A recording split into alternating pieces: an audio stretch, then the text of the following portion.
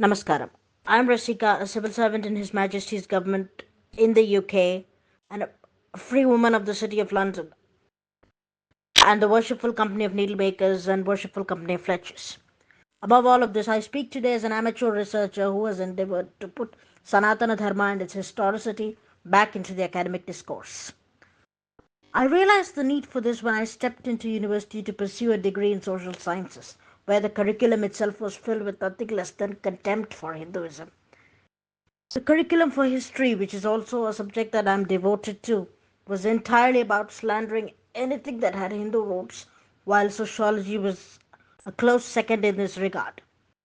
As a student, I personally had to read and discuss books and articles that blatantly referred to Goddess Kali as a courtesan, one of Wendy Doniger's numerous doctrines called Shiva the Erotic Aesthetic, where she claims that Kama is the barbaric alter ego of Shiva,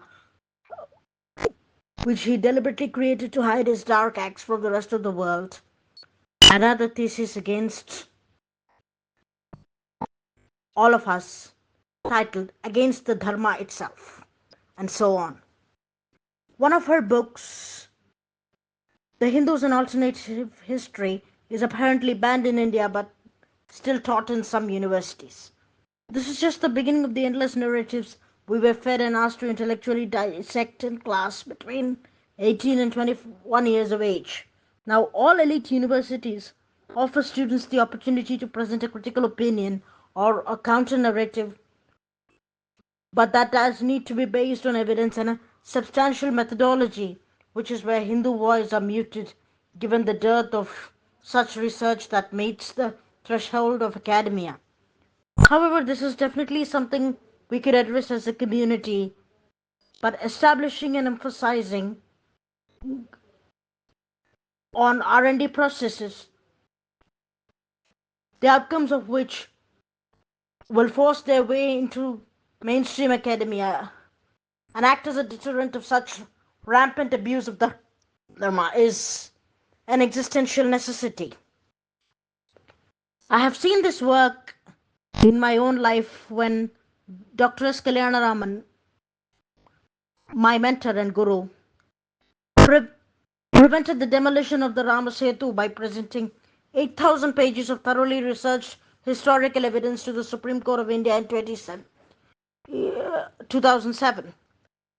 And my own little endeavor in researching the Mahabharata led to all abusive references of the Mahabharata being skipped from my university curriculum, prior to which Krishna was called a skirt chaser and a warmonger. Bhagavad Gita was told to us as a text that caused destruction equivalent to the atomic destruction of World War II.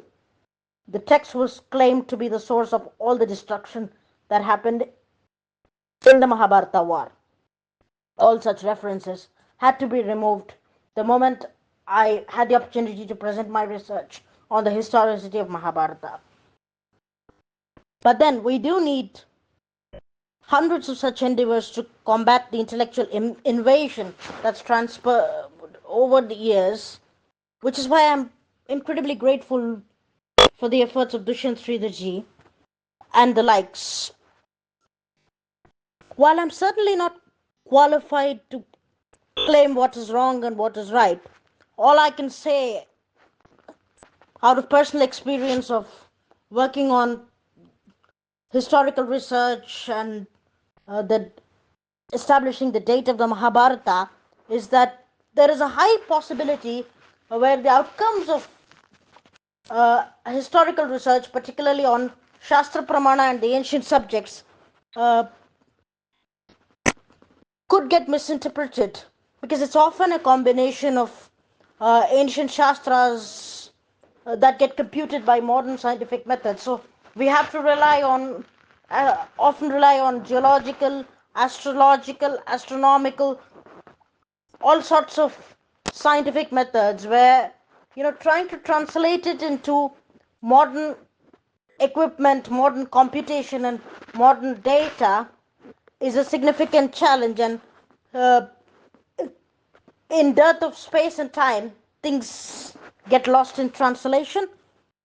So I think one such example is the confusion that relates to relates from this book of Dushyant Sridharji on the dating of the Ramayana. While I again reiterate that I am not qualified to comment on the dates or the procedures or the methods, but one thing I could say from my own experience of historical research methodology is that Bhagwan Rama spent 11,000 years on earth. That is itihasa, as it happened, the absolute truth. And there is definitely no questions about it. However, considering the geological changes over the yugas, there are astrological and astronomical references. So, most of the times when we try and work on Shastras, Puranas, Itihasas, and Vedas, we rely a lot on astrological evidence and corroborating that astrological evidence with astronomical evidence. So, I quote from one research that NASA commissioned in 2012 about time travel and the speed of time itself, the changes in the speed of time over billions and billions of years. Various explosions, eruptions, and collisions in space have created disturbances in the universe. Continuous emission of gases in excessive proportions has led to an environmental and ecological instability in the flora, fauna, and human lot on Earth, leading to a gradual decrease in the sustenance of life in the body. Which means that over the years, over the yugas, over the centuries, human life and the life of the flora and fauna have been gradually decreasing. In our Shastras, this has also been called Ayu Pramana Kshinata over the yugas. So over each yuga, so as we know, in Krita Yuga, people lived for thousands of years, and then it gradually depreciated. And now in Kali Yuga, Shatamanam is a very, very rare feat that people achieve. So there is a real possibility that the 11,000 years is the absolute fact for Treta Yuga, but when we try and translate that 11,000 years to the time today, modern time, given what was 11,000 years in Treta Yuga could be much lesser in Kali Yuga. Not meaning to say that uh, it, it would not have been 11,000. No, it was absolutely 11,000 in Treta Yuga, but when it comes down to the calculations of the Kali Yuga,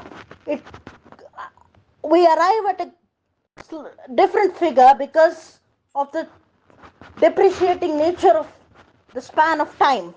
See, it is as simple as our traditional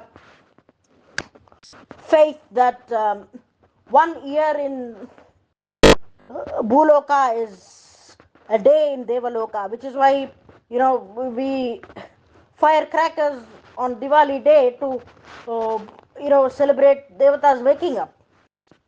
So all the given the evidence of these traditions, so this is very much possible. But then, as I said, because it's a combination of ancient methods and modern techniques, I think it's so getting lost in translation, which is where we've got to probably consciously put more effort rather than uh, you know taking an offense or a derogatory perception of our own intellectual props. Now, people who've been rooted in tradition, bhakti, and faith might ask, what is the use of talking to such ignorant people and uh, responding to such ignorant criticism? People will come to God eventually when their karma matures. Of course, they will. But in the meantime, they are also creating a whole generation of many more ignorant, blind-sided young minds and causing more karma for themselves by doing this, which is something that we as people who have been in the know try and tend to prevent.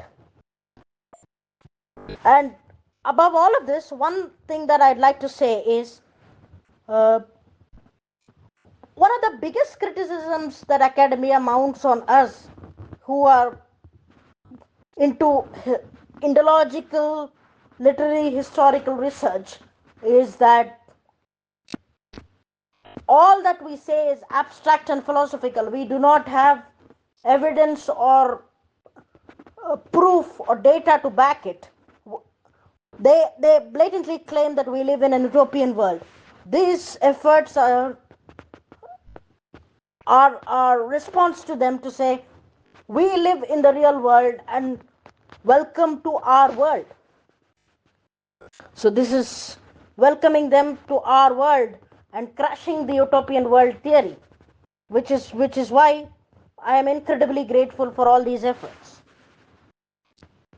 And I hope people will see this in this new light and possibly encourage and foster many more such people to come up and take up research of the ancient Shastras and sciences.